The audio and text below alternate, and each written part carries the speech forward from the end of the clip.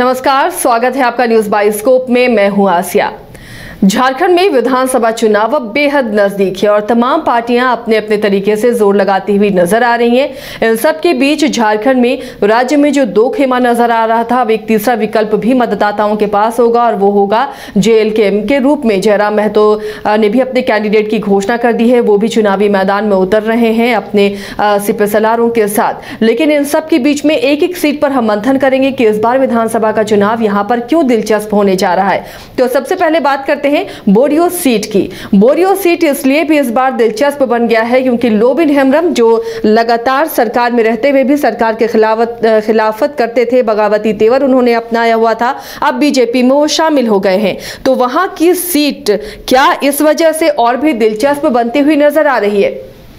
अब जब वो बीजेपी में चले गए हैं तो जो बीजेपी के पहले से वहां पर नेता हैं जो सीट पर दावेदारी कर रहे थे, उनका क्या होगा? क्या बोरियो से ही अब लोबिन हेम्ब्रम चुनाव लड़ेंगे? तो अगर बोरियो से लोबिन हेम्ब्रम उतरते हैं तो जेएमएम के लिए ये सीट फिर से निकालना क्या मुश्किल होगा? क्या जेएमएम यहां से हेमलाल मुर्मू को अपना उम्मीदवार बनाएगी? और किस तरह अब यहां की सीट का समीकरण बनने जा रहा है? क्या यहाँ के मतदाताओं का रुझान हमेशा से रहा है? यहाँ इस सीट का नेचर क्या रहा है, इसे हम समझेंगे। हमारे साथ वरिष्ठ सहयोगी राकेश रंजन भी जुड़े हुए हैं। रंजन जी, बोरियो सीट काफी दिलचस्प इसलिए इस बार बन गई है क्योंकि लोबिन हेम्ब्रम अब बीजेपी में चले गए हैं। उसके बाद क्या बदलाव हो सकता है? किस तरह की राजनीति और किस तरह का समीकरण वहां बैठता हुआ दिख रहा है? देखिए, इससे पहले कि हम इसकी चर्चा करें, हम थोड़ा सा इतिहास की ओर लौटते हैं। और जब से झारखंड एक अलग राज्य बना है तब से देखें तो जो ज़्यादातर मौके हैं यहाँ पर जो मुख्य मुकाबला हुआ है वो जेएमएम और बीजेपी के बीच ही हुआ है। इसके अलावा एक और दिलचस्प बात बोरियो को लेकर ये है कि यहाँ पर विधायक मतलब आफ्टर झारखंड फॉर्मेशन जो है वो रिपीट नहीं कर रहा है। जैसे एक बार एक विधायक जीतता है तो दूसरी बार दूसरा कोई व्यक्ति विधायक बनता है। तो अगर आप उस लिहाज से देखें तो जो 2000 में जो एकीकृत बिहार का आखिरी विधानसभा चुनाव था, तब जो है वो लोबिन हेम्ब्रम जेएमएम के टिकट पर चुनाव लड़े थे और तब उन्होंने जो है वो जीत हासिल की थी और तब उन्हें 36,170 वोट मिले थे और उनका जो मत प्रतिशत था 38.74% था और उन्होंने जो है ताला मरांडी को ही पराजित किया था। हालांकि तब ताला मरांडी कांग्रेस के टिकट पर चुनाव लड़ रहे थे और ताला मरांडी को जो है 29,491 वोट मिले थे, मतलब कि 31.59%। लेकिन बीजेपी ने जो एक पदचाप होता है यहाँ पर सुनने को मिला, नेपथ्य से ही सही। अगर आप देखें तो जो ठाकुर हांसदा थे बीजेपी के, वो भी 17.6% वोट लाने में कामयाब रहे थे। यहाँ पर लोबिन हेम्ब्रम ने 6,679 वोट से ताला मरांडी, जो कि कांग्रेस के थे तब, उन्हें पराजित किया था। तो अब जब 5 साल बाद जब झारखंड राज्य 2015 नवंबर 2000 को बन गया और जो पहला चुनाव हुआ झारखंड राज्य बनने के बाद विधानसभा का, वो हुआ 2005 में। और तब तक क्या बदला ये कि ताला मरांडी जो पिछला चुनाव इंडियन नेशनल कांग्रेस के टिकट पर लड़े थे, वो अब बीजेपी के उम्मीदवार थे और बीजेपी का उम्मीदवार बनते ही उन्होंने लोबिन हेम्ब्रम से अपनी पिछली हार का हिसाब जो है वो चुकता कर दिया और 6,319 वोट से उन्होंने जीत हासिल की। उन्हें 39.74% वोट मिला। और यही मैंने कहा कि अब फिर एक बार ताला मरांडी और एक बार लोबिन हेम्ब्रम। 2009 की अगर हम बात करें तो फिर से लोबिन हेम्ब्रम जो है वो ताला मरांडी को शिकस्त देते हैं और 9,040 वोटों से जीत हासिल करते हैं। इस बार जो है लोबिन हेम्ब्रम को 32.98% वोट मिला, मतलब कि 33% के आसपास, और ताला मरांडी को सिर्फ 25% वोट मिला। लेकिन यहां पर एक नई एंट्री हुई 2009 में। बाबूलाल मरांडी अलग होकर जेवीएम बनाते हैं और सूर्य नारायण हांसदा जेवीएम के टिकट पर चुनाव लड़ते हैं और 22.67% वोट लाने में कामयाब होते हैं। तो अब यहां से जेवीएम भी जो है वो इसमें एंटर करता है यहाँ की लड़ाई में। हालांकि 2014 में जबकि मोदी वेव चल रहा था, उस वक्त ताला मरांडी ने लोबिन हेम्ब्रम को पराजित कर दिया था बोरियो में, लेकिन वो जीत सिर्फ 712 वोटों की थी। तो बहुत करीबी हार जीत हुई थी उस वक्त। और सूर्य नारायण हांसदा तब भी जो है जेवीएम के टिकट पर चुनाव लड़ रहे थे और 17% वोट लाने में कामयाब हुए। इसके बाद आता है 2019 का विधानसभा चुनाव, जो कि पिछली बार जो विधानसभा चुनाव हुआ है उसकी हम बात करें तो तब तक क्या बदला 2019 में यह बदला कि ताला मरांडी बीजेपी छोड़ चुके थे, तो वो आजसू के टिकट पर बोरियो से चुनाव लड़ रहे थे।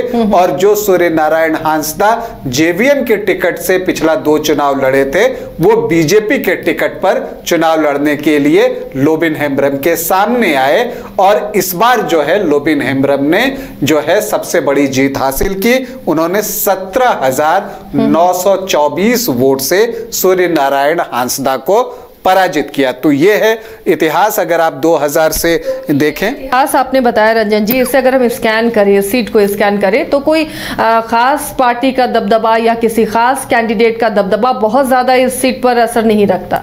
देखिए, इसके लिए अगर आप ऐसे देखें तो मुकाबला नजदीकी जरूर रहा है, लेकिन जब आप 2000 से पहले जाते हैं तो एक लोबिन हेम्ब्रम की अपनी व्यक्तिगत पहचान भी दिखती है। 1995 में जब जेएमएम ने उनका टिकट काट दिया था, तब वो निर्दलीय चुनाव लड़े थे और तब भी जीतने में कामयाब रहे थे। और उससे पहले 1990 में वो जेएमएम के टिकट पर भी चुनाव जीतने में कामयाब हुए थे। इस बार जब बीजेपी में वो है तो क्या बीजेपी के साथ कोरिलेट करके उनके मतदाता उन्हें जीत का सेहरा पहना पाएंगे? इस बार समस्या यही फंस रही है, क्योंकि यहां पर बीजेपी में अगर हम देखें तो कम से कम जो पिछली बार चुनाव लड़े थे बीजेपी के टिकट पर सूर्य नारायण हांसदा, उनके कुछ बागी सुर सुनाई दे रहे हैं। और उनका जो आरोप है लोबिन हेम्ब्रम पर कि वो कहते हैं कि लोबिन हेम्ब्रम अब जब बीजेपी में आ गए हैं तब उन्हें बांग्लादेशी घुसपैठ दिखता है, इससे पहले नहीं दिखता था। तो इससे ऐसा लगता है कि सूर्य नारायण हांसदा जो है वो चुनाव लड़ सकते हैं। अब वो किसी पार्टी से चुनाव लड़ेंगे, निर्दलीय चुनाव लड़ेंगे, ये बताना थोड़ा सा मुश्किल है। अभी उसके लिए हमें इंतजार करना होगा। लेकिन अब अगर सूर्य नारायण हांसदा चुनाव लड़ते हैं और वो जो भी वोट लाएंगे तो उसका नुकसान बीजेपी को होगा, और बीजेपी का नुकसान मतलब अब लोबिन हेम्ब्रम का नुकसान। लेकिन एक और महत्वपूर्ण बात है कि लोबिन हेम्ब्रम अपने साथ जेएमएम के कितने वोट लेकर बीजेपी में आए हैं, यह सबसे महत्वपूर्ण सवाल है। अगर वो जेएमएम से अच्छी संख्या में वोट लेकर आने में सफल हुए हैं, तब फिर उनके लिए जो है नैया पार लगाना आसान होगा, नहीं तो उनकी नैया बीच भंवर में डूब भी सकती है। तो ये एक चीज है। तो कुल मिलाकर अगर आप देखें तो जो बोरियो का चुनाव है वो अब धीरे धीरे और रोचक होता चला जा रहा है। देखिए, बीजेपी से अगर हम टिकट के दावेदारों की बात करें तो ताला मरांडी भी जो है वो बीजेपी में शामिल हुए, लेकिन उनका दावा कहीं कमजोर इसलिए पड़ जाता है क्योंकि जब उन्हें लोकसभा चुनाव में अवसर दिया गया तो वो 1,78,000 वोटों से चुनाव हार गए विजय हांसदा से। तो वो कहने की स्थिति में नहीं है। हालांकि अगर हम बोरियो में लोकसभा चुनाव का आकलन करें, जो कि राजमहल कंस्टिट्यूएंसी के अंतर्गत बोरियो आता है, तो यहां पर आप देखिए कि 2024 में जो है जेएमएम को यहां से 2,661 वोटों की बढ़त मिली है बोरियो से। लेकिन यही 2019 में जो बढ़त थी वो 11,000 के आसपास थी। तो ये तो बता रहा है कि लोबिन हेम्ब्रम जो निकले और उन्होंने जो एक त्रिकोण बनाने की कोशिश की लोकसभा चुनाव के अंतर्गत, जिसमें वो 14,000 से ज्यादा वोट लेकर आए, उसका नुकसान जेएमएम को हुआ था। तो अगर लोबिन के जो वोट हैं और जो बीजेपी के वोट हैं, अगर वो इकट्ठा एक जगह आ जाते हैं तब तो लोबिन के लिए काम बेहद आसान होगा। लेकिन अगर उतने वोटर नहीं आते, क्योंकि बोरियो विधानसभा में जो है वो अल्पसंख्यकों की आबादी भी बहुत अच्छी है। और अगर हम मुस्लिम आबादी की बात करें, वोटर्स की बात करें, तो 17.4% जो है उनका मत है। और जो एक हम कहते हैं कि संथाल में जो जीत का जेएमएम का फार्मूला होता है वो होता है आम मतलब आदिवासी और मुस्लिम। तो यही फार्मूला यहाँ भी काम करता है, बोरियो में यही समीकरण यहाँ भी काम करेगा। जी हाँ, बोरियो में भी ये काम करता है। हाँ। लेकिन चूंकि बोरियो में जो अन्य जातियां हैं उनकी भी अपनी एक संख्या है, और जो आदिवासी वोटर हैं वो एक्यूमुलेट होकर जो है वो जेएमएम को ही वोट नहीं करते। उस वोट में जो है वो सेंधमारी होती है, इसलिए भी होती है क्योंकि बोरियो जो है शेड्यूल्ड ट्राइब रिजर्व सीट है।